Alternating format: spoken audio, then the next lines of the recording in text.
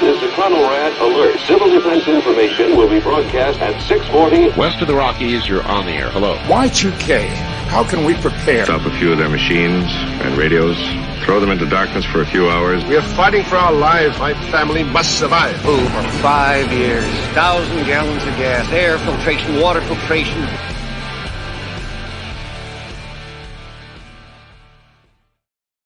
Coming at you from the frozen tundra that is, oh no, it's not East Central Alberta, Canada. The slightly less frozen tundra that is Minnesota. Streaming live on YouTube, Facebook, Twitter, Twitch, Rumble, and Odyssey. Welcome back to the workshop where we create community, find freedom, promote preparedness, and share success. I'm Toolman Tim. Today is September 14th, 2023, and this is episode 368 of Workshop Radio. We're going to open right up with an I shit you not instance. I don't know what you want to call it, the opening segment here before we get into the announcements. And this one's a little different. This one is a quote from Abraham Lincoln. And it is always said that his saying was, if I had 8 hours to chop down a tree, I'd spend 6 hours sharpening my axe. Now, my dad always likes a saying like that. He shared it with me a lot, or at least that concept. However, the problem is that Abraham Lincoln probably didn't actually say that quote, which I thought was kind of interesting. So leave it to me to ruin a good quote, but it doesn't make the quote any less true. So I went on Quote Investigator, and they said it actually started, the first time it's ever been in print was 1956. A woodsman was once asked, what would you do if you had just 5 minutes to chop down a tree? He answered, I would spend the first 2.5 minutes sharpening my axe. And then in 1901, an adage about the value of sharpening an axe was printed in the Times, and Young Man by Josiah Strong said he will see the necessary time spent in preparation for his life work is better spent than as if he rushed into it ill-prepared. Time spent in sharpening the axe may well be spared from swinging it. Now here's the deal, guys. I love that saying, and I don't care if Abraham Lincoln said it or not. But it always reminds me of my grandfather. He's been passed away for about 15, 16 years now. But for many, many years, he would cut pulpwood, one of the hardest jobs out there. They wouldn't just cut it, but they would peel it. So these would be long, softwood trees. They would cut down, limb it, and then him and the boys, his sons, would peel the pulpwood. Now, everybody always used to say, Roy, I don't know how you'd get so much done. And what he would do is, at the end of the day, he would fell as many trees as he thought he could work with the next day.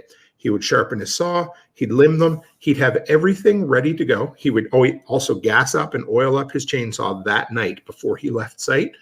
So when he showed up the next day, he was ready to go bam, bam, bam, all that preparation ready to go to work. Whereas everybody else, they would show up, well, you have to put gas in it, put oil in it. Oh, I didn't sharpen my chain last night. And then they'd start felling trees. That's just Gramps being prepared the night before. And every time I hear this saying, whether it was Abraham Lincoln or some, Times of Young Men book from 1901, doesn't matter. I love it. And I think it's an adage that us as the preparedness-minded could live by for sure. Real quick, guys, give me a thumbs up if the audio is coming through good. I've got my normal setup here. It's probably going to be a bit echoey because I'm in a hotel room. But thanks for hanging out with me tonight. So it is Thursday, isn't it? My God, being on the road always screws me up. So Fortress Canine is our Thursday evening sponsor. And Joel, I can't wait. I'm going to get to see him at Self-Reliance Festival. It's awesome. Can't wait to see him. If you're looking for a little bit more in the way of, how do I want to put it? Ass kickery. That's the word we're looking for. That is totally not an English word. Then subscribe to the Protection Dog podcast. And it's not just about dogs, guys. It's about rebuilding your life from the ground up, taking those ashes, putting them together, adding something to them, and building a foundation that was better and stronger than the life you had before. Number 2, Self-Reliance Festival. Tickets are already sold for Prepper Camp, so you're already done. You can't get there now. Might be able to sneak in. No, you won't even be able to do that. Anyway, Self-Reliance Fest, guys. Go to selfreliancefestival.com. I'm going to be there. Jack Spirko, Joel Salton, John Willis, Nicole Sauce, Brian Alexevich, There's going to be a meat off, beat off. I don't know what you want to call it. Some sort of meat showdown from the butchers. It's just going to be a great time. So if you haven't got your tickets yet, it is totally worth slightly less than $100 to go there for 2 days. Once again, to get a verbal beatdown in the most inspirational way possible, because you'll be driving home from it and you'll think, I'm so glad I went, but I wish it went longer. And finally, Patch of the Month Club, guys. If you're looking for a way to support the workshop, this is the way to do it. I believe in value for value exchange, which you'll hear the other podcast I recorded today while driving was all about free market exchange and anarchy and the whole works. So if you're looking to participate in some agorist activity, then go to patchofthemonth.co and sign up. $10 a month, $100 a year. You get a patch. I get some financial support, and it's a win-win.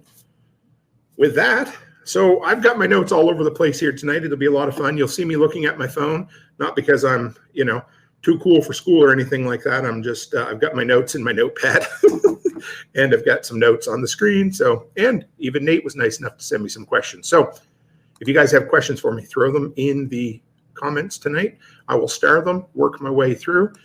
Nate Lemaster, though, he says the Abraham Lincoln quote makes total sense. I'm back to listening to ham radio content, so a lot is refreshed in my mind for this weekend's demo. 110%. It doesn't matter how much a person knows. Every time you teach, you learn more. And that was the thing today. I was thinking, I want to do this episode on anarchy because I had a new member of the community was like, what the hell are you talking about with that? And I realized, Tim, you need to go back and retouch on these things. And I think I went like 35 minutes just like that off the cuff about it. And so I hope you enjoy it. I hope it makes some sense for you. No, I'm just kidding. So, but again, every time you tackle a topic, you learn a little bit more about yourself and about the topic itself. So I threw out to the workshop community tonight a bunch of different questions. I asked and got a bunch of different questions. So the first one, I like this one. Where are we here? What are you most the hardest one right here. What are you most looking forward to about your trip?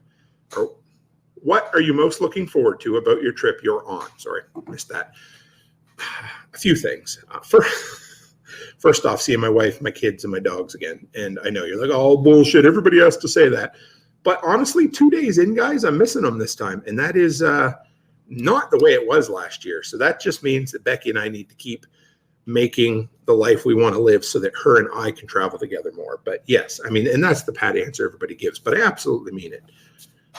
Angus, my little dog, too, for some stupid reason. But anyway, I do miss that. Honestly, these trips, the thing that I love the most about these trips is the get-togethers in person. You know, I love getting up in front of crowds and sharing my message. That's fun. I love, you know, spreading the gospel of the workshop. That's fun. But there is nothing better than the in-between downtime where somebody will come up and say, hey, Tim, I started this business because you give me a bit of a kick in the butt through your podcast. And you might not know who I am, but I just want to let you know. Sitting down with fellow content creators, sitting down with incredible people who you get to interview. But when it comes down to it, it is the in-person meetups that I absolutely friggin' love. To me, there is nothing better in the world than that. And I'm not bullshitting. You've probably heard, if you listen to Living Free in Tennessee, you can't listen to Nicola Sauce for very long without realizing that in-person meetups is where the power is. And you'll hear that from anybody in any sort of community or get together. But when you do it, it changes you. It's powerful. It's why I'm driving, 36 days, but how many, I can't remember how many. I reset my clicker, so I'll let you know what my kilometers are in the end, but it's going to be probably over 10,000. Yeah, it'd be close to 10,000. So because I love seeing people in person, I try to knock out as many things as I absolutely can. And, you know, it doesn't matter how much you try to meet up with everybody you can. It just doesn't always happen. Where I stopped here tonight, it turns out I'm only an hour away from Amy Dingman. Didn't know it. I'm not going to get to see her this time, and that sucks. But at some point, again, I will. And this is the cool thing about in-person meetups is because for the rest of the year, you kind of walk around, not in a funk, but you feel like, you know, Pigpen off of Charlie Brown. And he has this cloud of stink following him around. Well, that's kind of how I feel. And I'm sure Becky would tell you that about me too. But when you're not around your like-minded folk, you kind of walk around with a bit of a cloud on you all the time. And it sucks because you feel like you have all this stuff that you want to talk to other people about. You want to share your concepts of the world, and you want to say, like, doesn't this just piss you off? And the only people you can talk to is your imaginary internet friends. And so when you get together, you realize, hey, I'm not alone. This is incredible. Yeah, it's cool to feel this way. And typically you get motivated to get shit done when you get home. Just don't feel overwhelmed. But for me, 100%, that is what I'm excited about. And hopefully getting together with Bill Fortune to discuss in person a few things. I'm really looking forward to that. Just got to make the date work and give him a call. That'll be fun. But beyond getting to see the family at the end of the trip, getting together and see everybody out there, not even bullshitting. That is 100% what I'm looking forward to. All right. Next question. Who carries an extra spare tire for long travels? This was more to the entire community. Okay. And what they mean by that is an extra spare tire, not just a spare tire. So redundant oxymoron or something. We were joking about that. But when it comes down to it, yeah, do you keep two? And of course, this came from a Jeep guy, right, Pippin? For me, a couple of thoughts on that. First off, the old Dodge I had 2 trucks ago, had the 6'6" box, I believe it was. Now this one is the 5'8" box. That extra 10 inches makes all the difference in the world. Insert "that's what she said" joke there. Sorry, guys, I couldn't resist. And so I don't have a ton of space. Every bit of space is kind of calculated down to the last square inch for me, figuring things out. And I did some stuff in the background, in the back seat of the truck to free up a bunch of space. But I still don't have room for a second spare tire. But couple things I do. I need to shout out to a couple new fellers in here. First off, Christopher John Muhammad. Good evening, everyone checking in from the Caribbean. Great to have you. Love to see you. And David Hosfeld. Great to see you as well. Said people greatly underestimate the benefits of fellowship. 100% they do, because most people aren't used to fellowship. If you come from a religious background, you might be, but most people who have spent the last 20 years in Western society aren't so keen on fellowship. And a lot of us, and this is going to sound funny, but a lot of people tend maybe slightly toward the introverted side. And so that can be tough. But when you go, you'll think, oh man, this is great. And Lone Canadian, how are you, brother? I recorded an episode just for you today. So it says, tough when you make memories without the wife. Shared memories evoke feelings of closeness that you can't express telling the stories later. 100%. And how could you not miss Angus? Ain't that the truth? Because eventually, if you make all these memories yourself, you just become that person that says one time at band camp for all the rest of the school year. And it sucks because you feel out of the loop. So hopefully, yeah, anyway, Becky and I can travel some more together. But it's good to have all the new faces in here. Really appreciate you guys. So yeah, extra spare tire, no. What did I do? I did go out and upgrade this year from what was a donut tire. I honestly thought that my Ram 1500 had a full-size spare in it. Turns out it didn't. When I punctured that tire last time, I put it on, and oh no, it says do not exceed like 70 or 80 kilometers an hour or whatever, but it was a piece of junk. So I've been worried about that since. Chris Dixon, good brother of mine, mentioned to me, Tim, you really should get yourself a full-size spare. So, of course, since I have an incredible brother-in-law who knows everything there is to know about vehicles and all this shit, he takes some measurements, finds me the right rim, the right tire. So we have a perfect match of a tire. And so I have a full-size spare underneath. That's the best I can do. I have a tire plug kit. The heavy-duty one used to come in a red plastic container, but I de-kitted it, took it all out of the kit, put it in a small bag, and now it fits in a pouch in my back. I have a back seat organizer, which is incredible.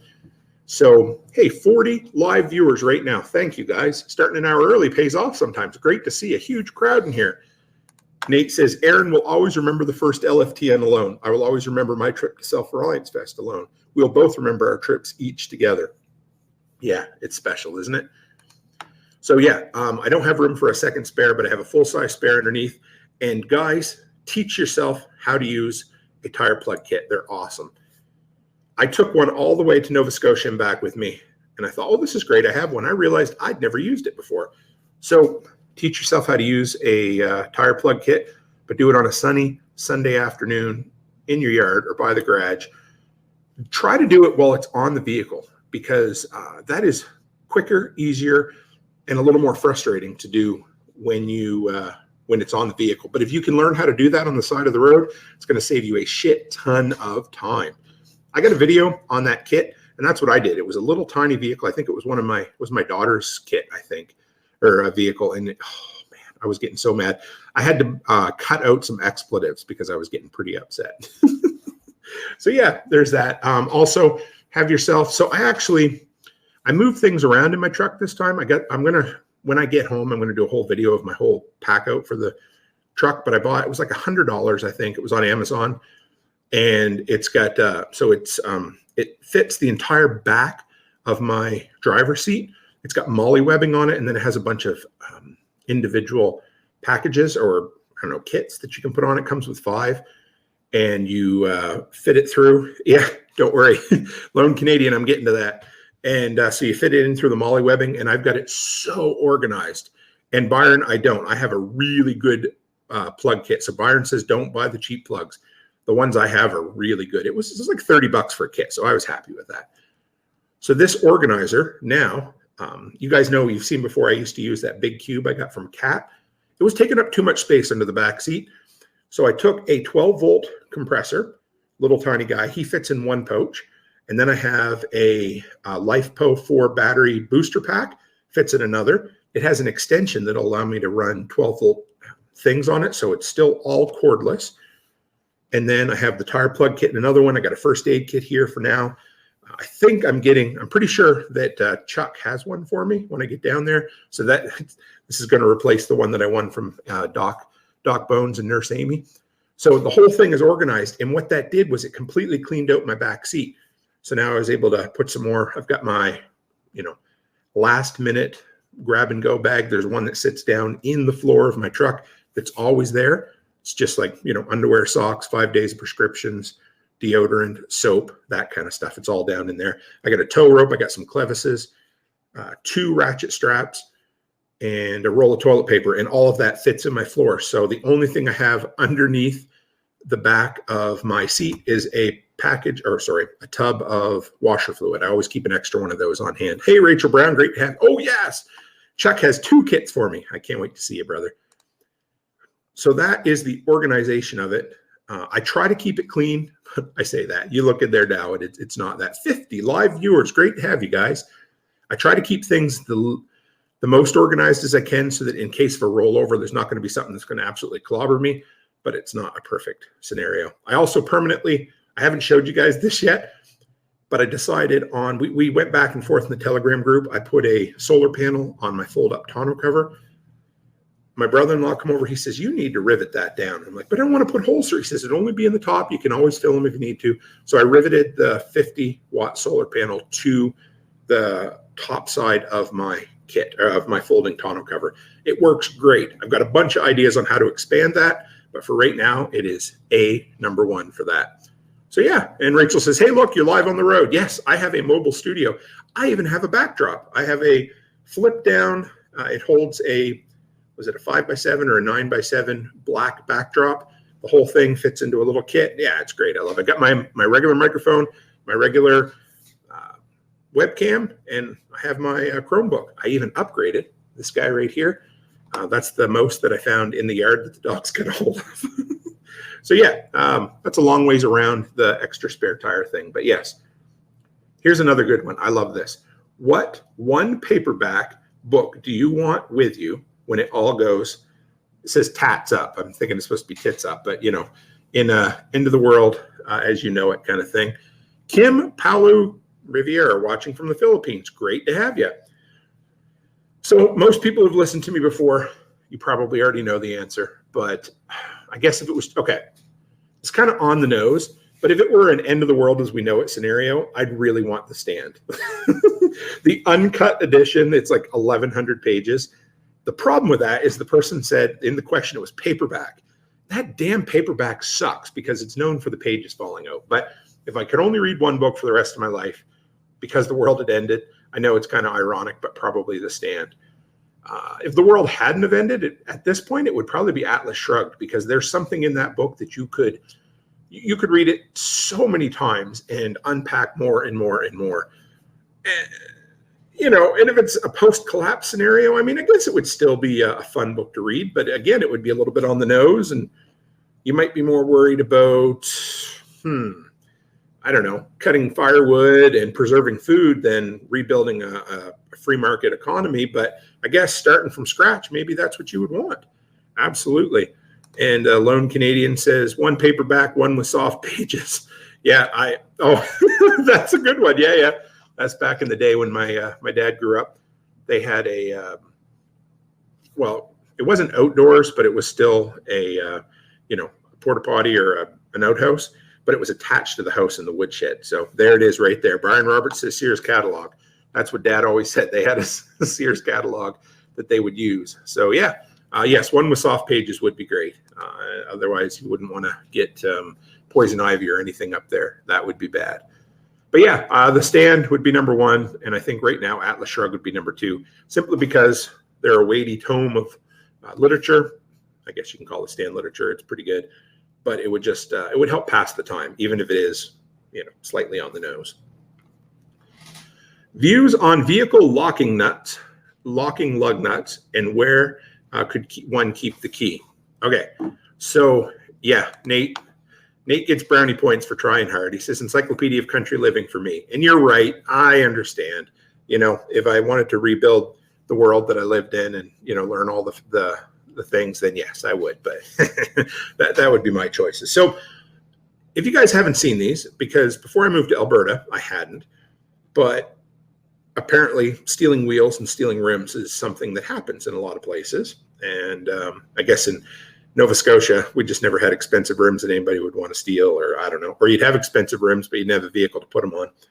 So if you look at some vehicles, or a lot of vehicles, it's becoming commonplace. One of the lug nuts on each wheel has a funny diagram on it, or a funny kind of shape. And that is like a locking lug nut. The only way to take it off is to use the inverse key that looks like a socket with a funny shape in it. Now, don't lose that, because if you do, you can take them off, but it takes some work. Project Farm has a great video trying to destroy locking lug nuts. So if you're ever interested, check that out. So where should you leave it? Well, Chris Dixon, he said in the comments earlier today, and he's right, in a bright colored bag, and you should leave it in your glove box.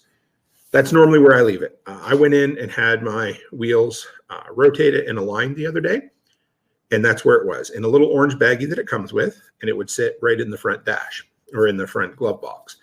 However, after I went there, I organized my entire truck, and I put everything in that box, or that back of the seat organizer, which was great.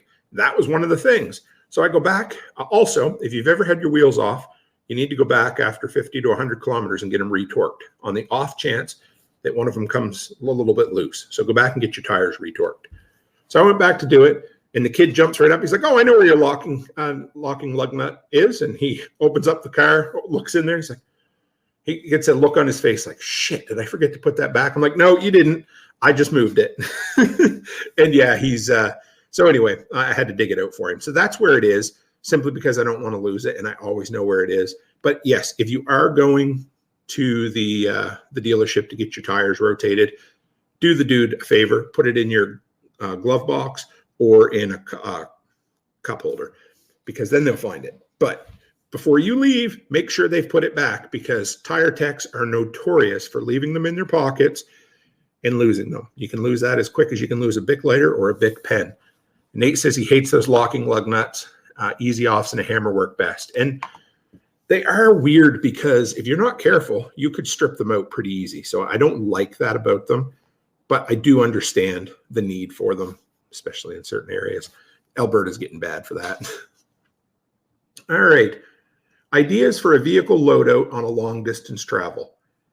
Well, after this is my third really long road trip, and fourth significantly long road trip in 18 months. So I'm starting to get it down to a science a little bit, but your emergency things for sure. things to deal with tire emergencies. That's the thing, an extra spare, a compressor, a tire plug kit, something for jumping it with. If you have a truck, a tow rope is great. I've got one of those now. Like I said, clevises. Something people forget all the time is a jug of good quality washer fluid, winter for wintertime, bug for summertime. But beyond the vehicle kind of load out, something else that's fairly important is making sure you get the maintenance done. So getting an oil change done. I had premium washer wipers on earlier today. I had those put on because mine were starting to wear out. Stuff like that, keeping your maintenance up, rotating your tires, having a good alignment done. All of that stuff hopefully prevents you needing a lot of things from your load out. But then again, like I said, I have the drop dead emergency kit that I keep down in the floor. Also, I upgraded it was just a standard USB port. I hauled that out and upgraded it to a USB-C port so I can get better power coming through it. Standardizing on a lot of USB stuff, that's what I've been doing. Having some good quality USB cables that aren't going to break really quick. Those are great to have. I added the little solar panel to mine this year. Something that I love, and I picked it up recently on Amazon, and it's a small collapsible garbage can that straps to the passenger side headrest. They can't feel it, but it's about yay big, and if you were to crush up a beer can, no, I'm just kidding, but crush up cans or bottles, it would hold 6 or 8 in there.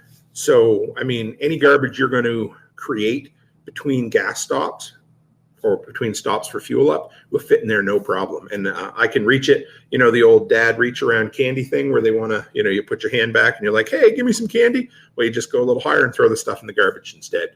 And then just make sure you empty it every time you stop. I know we're talking about load outs, but a couple things I talk about a lot is wash your window every time you stop and wash your lights every couple of times for sure, because bugs will get all over them and you'll be surprised at how less effective the lights can be. What else do I take for long trips? I've got a paper atlas down I discovered another cubby a while back, way down in the bottom. I keep that in there. I keep some of those travel johns that I've actually been able to avail myself of a couple of times now. There's a bit of a learning curve, but they work really well. I would suggest keeping a few of them around. They're not cheap, but I know. I knew Brian, as soon as I said that, Brian would love that. And we're just going to leave that alone. If you guys want to see something highly inappropriate, then come back and rewatch the live stream and you'll see his comments. But Homestead says food, water, tools, repair kit, extra oils and fluids, medical comms, blanket, small stove for coffee, for God's sake, and protection. We're allowed that here in the States, most anyway. Oh, hey, Tools with Souls. Great to see you, brother. Said spray your headlights with WD-40 and headlights will stay clean. I'm going to try that. I think I've heard that before, and whatever happens in one brain and out the other. So I will. Thank you, because I know everybody says, okay, I'm going to talk about this in a second too, Nate, about my lights. I've made a bunch of upgrades to this vehicle. So everybody says the bugs are thick where they come from. And I'm sure they are. And where I grew up in Nova Scotia, they were thick. There is something about the bugs on the prairies, and I wish Chris Dixon was in here to explain it. There's some sort of bug that when it hits your windshield, it makes, I don't know, about a 2 to 3 inch splatter on your windshield that's instantly caked to it, that no matter how much washer fluid you spray on it, no matter how powerful of a washer fluid you buy, it will not get it off. So I don't know. We have these super bugs in Alberta. So I'm going to try the WD-40 thing and I'll see what happens, because yeah, it sucks. The lights. And of course, up here, you get the salt spray off the roads in the wintertime, an hour's drive, and all of a sudden your lights went from high to medium beam. And how many centimeters is that? Multiply it by 2.54 from inches and you'll get it. Nate says, do you run any off-road lights for super dark back roads no one is on? Yes, I do. So I always forget about talking about that. But yeah, I've made some upgrades. Some that are, they're all legal, okay? Perfectly legal. But a couple of them are kind of on the line of things. So I have the brightest, at least where I come from, Barrett put the brightest, legally brightest LED lights that you can have for daytime running lights in my truck. to the point where I get flashed quite a bit because people think I have high beams on. So that kind of sucks. I don't like that, but bright lights are super important. And when the LEDs are on, or when the high beams are on, they're even better. But I'll show you tomorrow, Nate, when you come down. Below my headlights, I have it's 30, maybe 42-inch curved light bar that's recessed into my bumper. And it's friggin' incredible. I want it curved for hitting the ditches. So we all use them. Most people use them in Alberta. In the wintertime, I mean, the deer are suicidal up here. So anything you can do to kind of lighten up the ditch and fill in the gaps where your lights aren't shining is awesome. So yes, I have those totally for when I'm driving when there's nobody else around. One other upgrade we did, we swapped out, and this is just something really simple, but the backup light, there's a little white LED that's angled down to kind of illuminate the box. We updated that to the brightest LED you could get. And it's not bad, but I love LEDs and I love light bars. Christopher John Muhammad says there are significantly less bugs around than 40 years ago, Caribbean perspective. I don't disagree with you at all. I want to say, now I can't judge based on the Canadian prairies because I've only lived here for 10 years, but the first 32 years of my life, I lived on the East Coast in Nova Scotia. And even though the bugs were thick, they were significantly less thick than they were when I was a kid. So most things get thicker as they get older. You know, most people are thicker in the head, but I would totally agree with you that bugs are thinner than they used to be. So upgraded lights.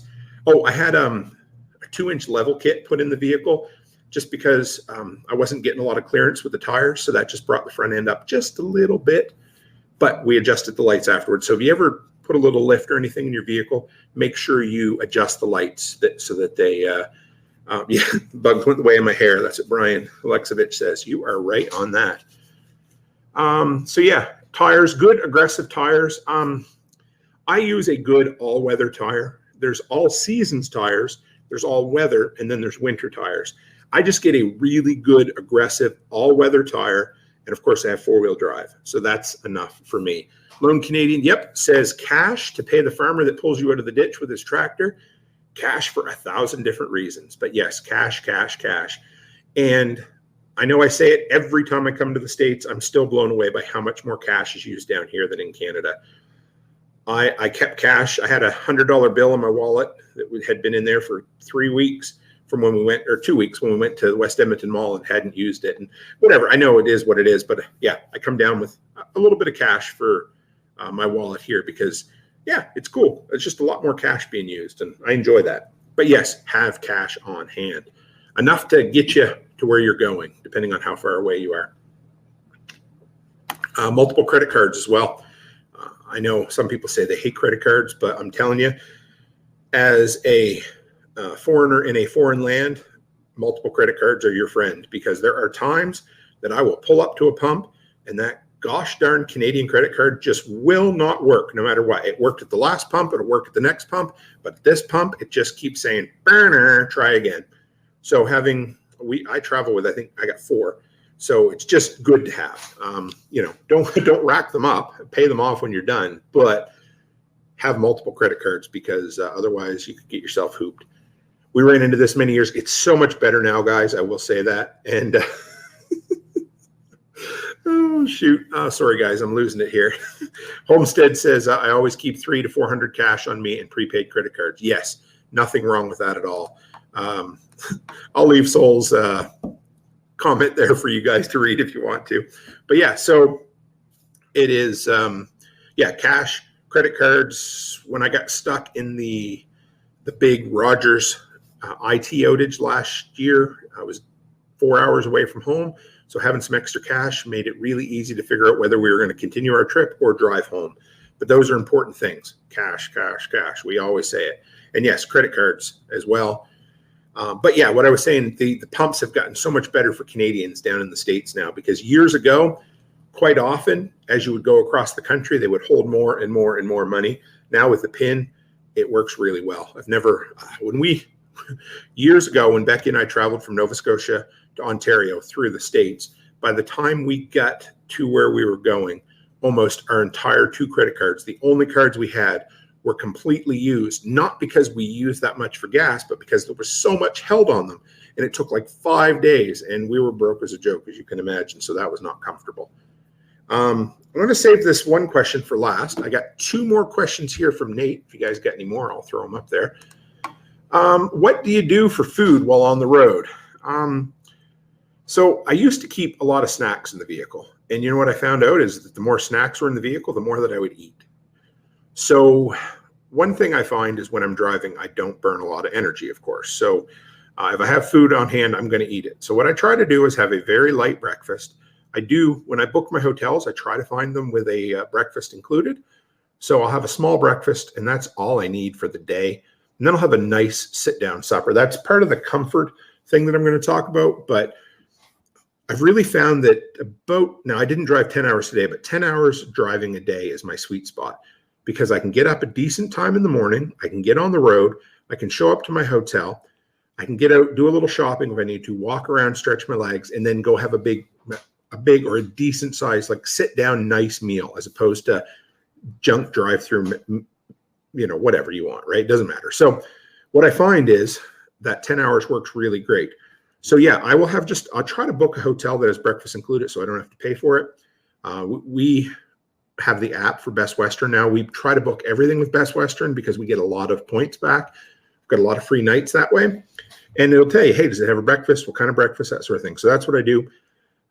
I try to stay away from gas station food because my God, and I have a soft spot for gas station subs.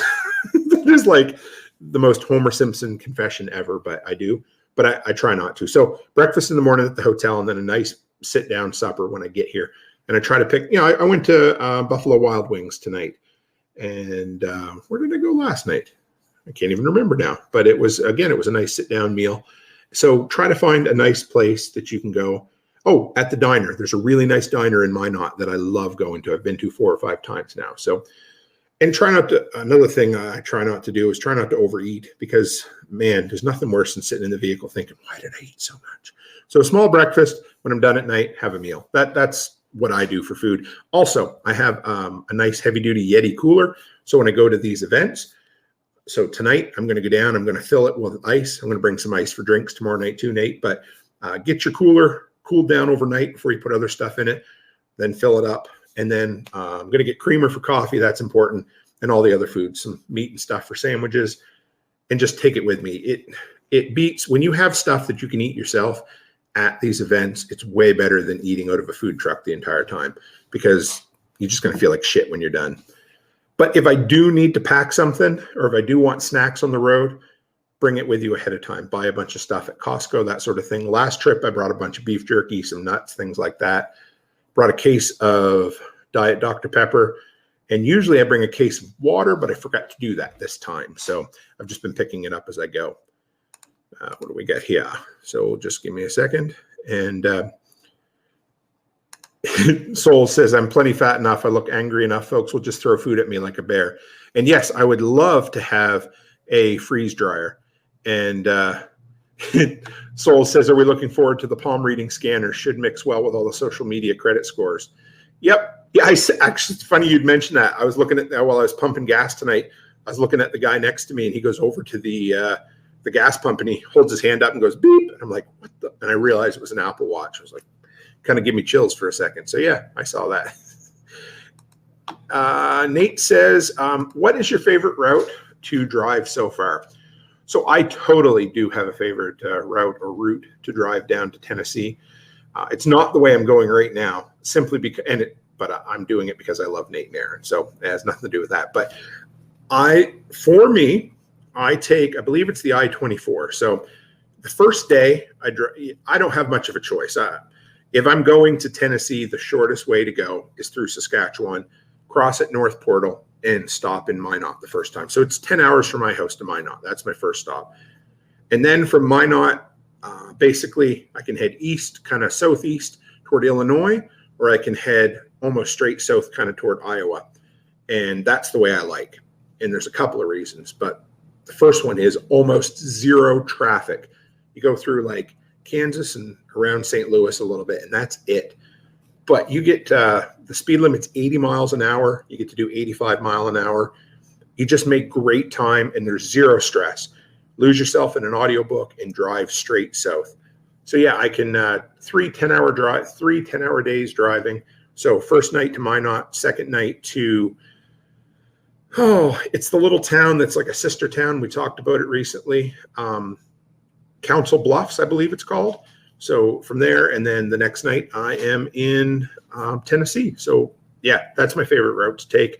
I love it. If we're coming back and want to kind of dilly-dally and go up through Montana to our post office box, I'll go west through South Dakota, but that is by far, I love it. So in my brain, of course, you know how I work. If I ever needed to get to our Tennessee property because things were bad, I have that route in my head. I can basically drive that now without any GPS or anything. But I also have another route slightly more to the west that would take me down and around any big cities, just in case. So I'm going to take that route sometime that I am not in a hurry to get somewhere. But yeah, this is definitely the way I love to go because you can basically put it in autopilot and not worry about it. What else we got here? And Nate says, I knew we were a bit out of the way. But you're not out of the way, actually. So to run it through GPS, to go through Nate and Aaron's town or to go the way I go is only 2 hours difference. So that is like an extra 40 minutes driving per day if you split it up over 3 days. So you're not out of the way. It's just that, once you start going over toward Fargo and then Minneapolis, St. Paul, and then getting closer and closer to Chicago, and then driving south through Illinois, you just deal with a lot of traffic. That's the only thing. But I'm glad I'm coming to see you. I've been threatening to do it for ages, and I haven't done it yet.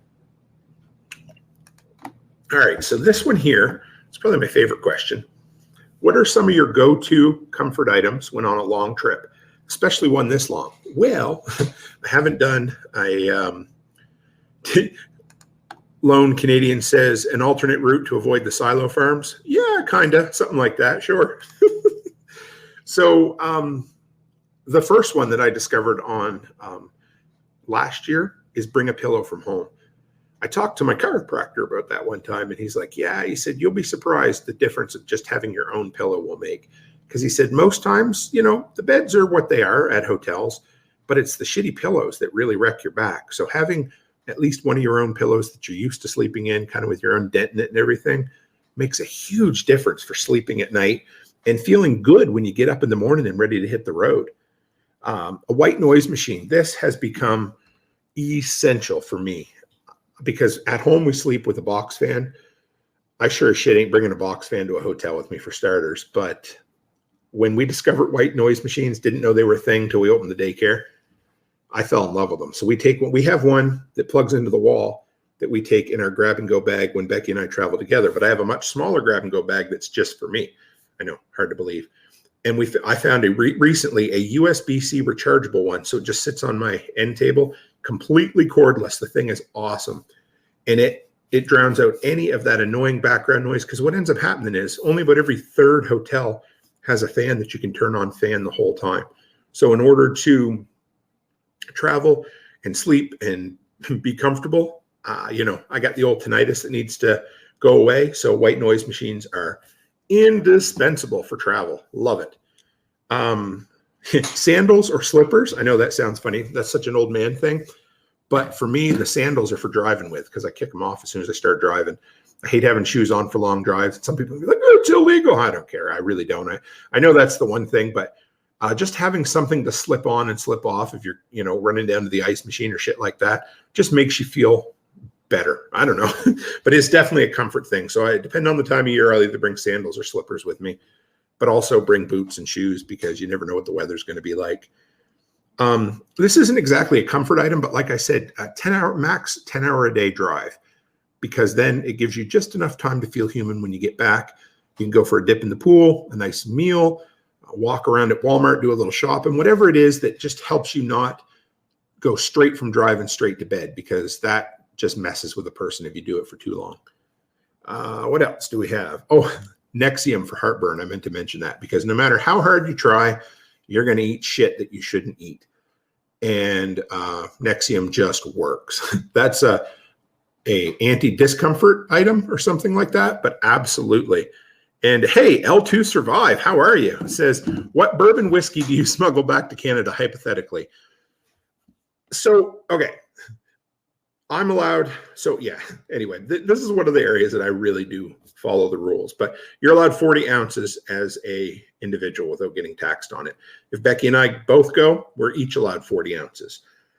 So I just buy a really expensive bottle that I can get way cheaper in the States and take it back with me. I've got 2 bottles of Eagle Rare at home right now, so I don't need any more of that. But usually what I will do is I will go into a nice little, bourbon whiskey or spirits place, and I'll be like, hey, what do you have that's kind of middle of the road? And I'll look around and see if it's something that I've wanted to try. And if I can find it for a reasonable price that I know will be way cheaper than taking it back to Canada, then yeah, that's what I'll do. So usually I typically take 2 quarts back with me every time.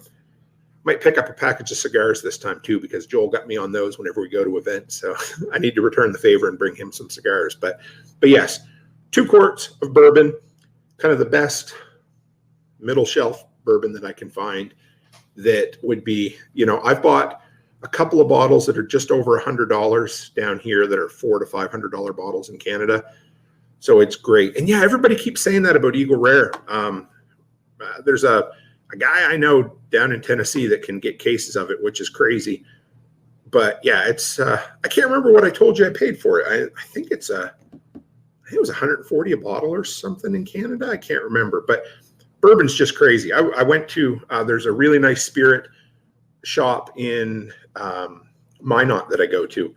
And that's where I got my 15-year-old bourbon last time. And I can't remember the brand of it, but I picked up a blend of 15 and 8-year bourbon there last night that I'm taking to Nate and Aaron's for making old fashions and sipping on. So Byron says, any tax on bringing cigars back? So no and yes. You're allowed a certain amount. I do not know what the limit is for cigars.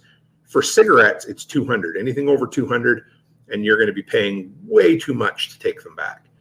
For dip, I think it's a sleeve of chew. So whatever that is, you're allowed per person. I've never really taken tobacco back, except one time we took a sleeve of chew back for one of my son's friends, but that was it. And yeah, so Nate says 35. That blows me away. 35 regular price for Eagle Rare, 99 at most stores. So yeah. You can take some cigars back. I got to look up and see what the exact limit is, but that's the limit for. And the thing is, you can take more. So if you got a killer deal on some bourbon or something, you could take it back with you. You're just going to pay a lot in taxes, which will still be cheaper. But to me, it's just not worth it. And it's not worth the headache of having to explain it and then tell the guys at the border office what it is, and then go inside and pay your taxes on it. And, I already have to make an entire list of it anyway. So Nate says we have 3 bottles ready for party Saturday night. One will be a Friday tomorrow night drink. Nice. I love me some bourbon. And the number one creature comfort for me is audiobooks. Not just an audiobook, but a series of audiobooks. I need to have long ass books to listen to because I want to get lost in the world of the books while I'm driving. It helps me pass time like nobody's business. So for me right now, this was almost by mistake, but I've been listening to the Borrowed World series, and I fucking love that, guys. It blew me away. It's almost identical to the Going Home series, but boy, I gotta say, the author is talented. There's no repetition like other books in that series, if you know what I mean. He has a real way with metaphors and illustrations. And it's a really good book. Books 1 through 3 come in at 24 hours total. You can buy them as a volume. Books 4 through 6, the same thing. And then the rest of them you have to buy individually, but I'm loving it. So I love to drive. And so what I've been doing, just because I'm a geek, is I'm listening to, 6 or 7 hours of audiobook to start the day. That gets me through most of it. When that's done, I've usually had a bunch of random notes in my head that I've spoken to my phone. So then I record a half-hour podcast, and then I put it on local AM talk radio for an hour and listen to whatever's going on. I don't necessarily like all of what I hear, but I want to get the flavor of talk radio again and just hear how people, just the entire setup of the show. I just want to, so L2 Survive said, I was killed off in the 4th book of the Cascadia Fallen series. That's cool, man. I love hearing that. So, yeah, you got to have good audiobooks. Stephen King came out with a brand new book this time called Holly. Last year, I was so excited that his new book, Fairy Tale, come out. And to be honest, it was a bit of a disappointment. Billy Summers was his last good book 2 years ago. It was about a retired hitman that came out of retirement. Loved that book. But the last one was kind of getting into the preachy territory, and I've heard this one is the same. So I'm not excited about it. It's something that this character, this is the 6th book that she's been in, and so I didn't even download it, didn't buy it. So I probably will not make it through the entire Borrowed World series while I'm on the road, but I am looking for a few other things to listen to for sure. I did download a Milton Friedman book. He is one of the free market economists. He's passed away since, but I've been listening to a lot of his YouTube videos. So I wanted to get a feel for what he wrote about. And of course, when I get back, we're going to be working on Atlas Shrugged. We're going to be doing a 10-month discussion series, the Post-Apocalyptic Book Club. You guys know that. And we're going to have a special piece of swag for everybody who completes the book, the workshop. I don't know what we're going to call it, challenge or something. So that'll be fun. But yeah, for me, having some good books. I like music, but books are better. Podcasts are good for, local drives. But for me, long term, I need to get into a book series or Art Bell. If I'm going to be driving after dark, if there is a night when I'll be driving after dark, I'll pull out some of the old Coast to Coast reruns on Spotify. In case you are interested in the Coast to Coast reruns, somebody has been uploading all of Art Bell's shows chronologically. So every day they release another one. They started with, I believe it was December 1992. The show quality was really shitty, of course.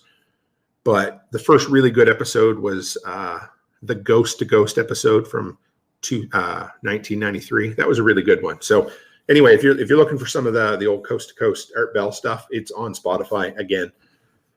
So yeah, beyond that, I'm just kind of looking forward to getting to the get together with you guys tomorrow night. It's going to be fun. Hope everybody gets there that's supposed to get there. I'm going to knock on wood. The weather's supposed to be really good. And Robin Holstein says, I would like to find some old Wolfman Jack shows. You'd be surprised what could be out there. And you mentioned Wolfman Jack. So there was, I don't know if any of you guys remember this TV show. It was mostly Canadian, but I think it got quite a bit of play in the States as well. And it was called The Hilarious House of Frightenstein. And it had the dude that played the original Dracula in it for a lot of times. But there was a guy in there that was a werewolf that was also a radio DJ. And whenever people talk about Wolfman Jack, I always think of that dude. And that show messed me up as a kid. It was so weird. But if you ever want to see some tripped out, weird late 70s, early 80s, weird Canadian TV, look up the highlights of The Hilarious House of Frightenstein, and you guys will enjoy it. Or maybe not. I don't know. Speaking of I don't know, do you guys remember you can't do that on television? Yet another Canadian show. Alanis Morissette got her start on it. And if you said, I don't know, they drop green slime on your head. Yeah, random thought there. Nate Lemaster says, the bourbon we got is distilled in DeKalb County, Illinois. And the field they grow on is 2 minutes from our house. Really cool. And Nate says, need to buy some ham radio gear, Tim. It's import duty free in Canada.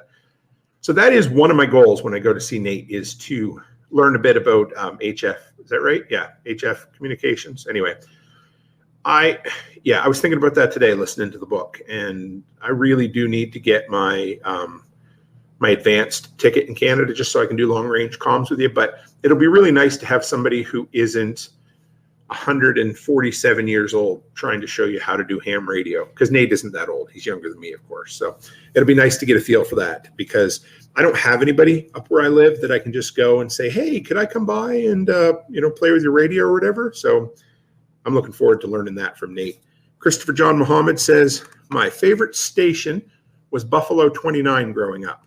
I don't know that one, but that's cool. I grew up a talk radio fiend. I listened to it from the time I was a kid. CFBC in St. John, New Brunswick had a radio station. Tom Young was on it. It was called Talk of the Town. He had just that very distinct nasally radio voice. And of course, this was pre-internet days, so you didn't even know what the dude looked like. And he always used to joke that he had a face for radio. And yeah, he did. Finally got to see him years later on TV, but he's long since passed away. But there's something about this long form conversational style talk radio format that I just love.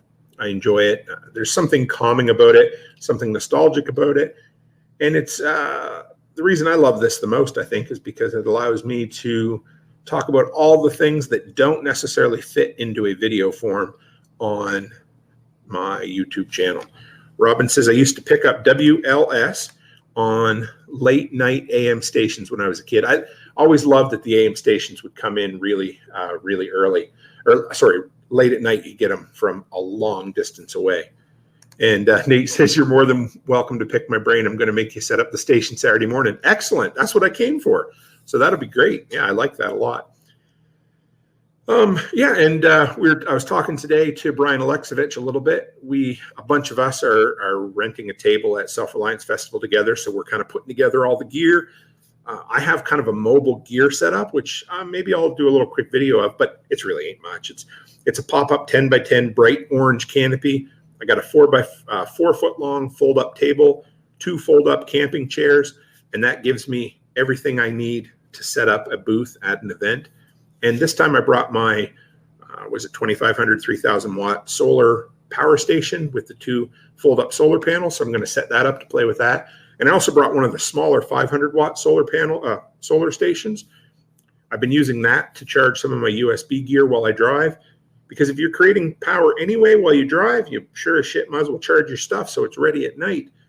And I've also got the solar panel in the back that once I start draining this stuff, I can plug that into as well. So yeah, it's kind of a cool setup. But yeah, I think that's about as far as I got tonight, guys. I think I saw us top out at 54 live viewers. So thank you, guys. This hour early seems to be a good time. And it's funny I mentioned that because Becky and I were talking about that a couple of weeks ago, that maybe when I get home in the winter, toying with the idea of moving the show an hour earlier. I don't want to overlap with some people, so I don't know. Anyway, just a thought. If you guys are interested, or give me some thought on the times, I just want to be available for. I know I've kind of stuck my foot in the sand at this 7 p.m. Mountain Time thing for 3 years now, but I realized that I've never really checked in with everybody to see, hey, would an hour earlier work better? Because I realized I'd love to be able to include everybody from the East Coast. And I know by the time I start, it's 9 o'clock at night. And if you're an old man like me, man, that's just about bedtime. So anyway, guys, I appreciate you. This is fun. I'm glad I've got this mobile station I can work with. I'm going to shoot for at least 1 live a week while I'm traveling. You're going to get a lot of pre-recorded content that I'm recording on the road. So I hope you enjoy that. But there'll be some spontaneous lives as well. Monday, Tuesday, Wednesday next week, I'm just going to be traveling around playing tourist. So you might get a couple episodes then, but you'll, like I said, I'm going to try to upload daily. You can't call it a vlog because it's not video. But anyway, one more thing. If you guys are in the Telegram group, if somebody knows an app that will take my MP3 file and turn it into a waveform video that I can upload to YouTube, very simply, let me know, because I've been struggling to find something, and I'd really like to be able to put that audio onto YouTube as well, because I don't want people to miss out on that. So anyway, guys, I appreciate you. There's a ton of new names. I love seeing you, and not new names, but it's good to see. What is that? M. Sure Rifle, or MSUR. Yeah, Rifle. Blakesley Acres, Robin Holstein. It was nice to see you, Christopher John Muhammad, Nate Lemaster. Yeah, I love seeing you, Nate. All kinds of people. It was great to see L2 survive. Byron Roberts, Tools with Souls. Always love to see everybody. So, and Ellen Kerr says, hey, brother, hating not being able to make it to camp this year. Cross fingers for next year. Absolutely. And if so, I'll see you there. And if not, you can always pop in here and say hello. So appreciate you guys. And yeah, I will see Nate and everybody else who's going to be at the workshop meetup tomorrow night. Oh, I'm excited. It's so less than 7-hour drive for me now. So we'll get there. So as always, stay happy, stay healthy, and have a great week.